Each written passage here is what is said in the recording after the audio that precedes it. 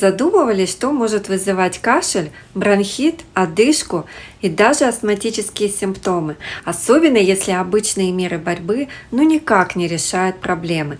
Например, это могут быть паразиты, такие как аскариды, эхинококк, парагонимус, он же легочная двуустка. Если долгое время не уходят проблемы с легкими, проверьте свой организм на паразитов и пройдите очищение организма. Хотите узнать больше? Напишите мне, контакты есть в описании.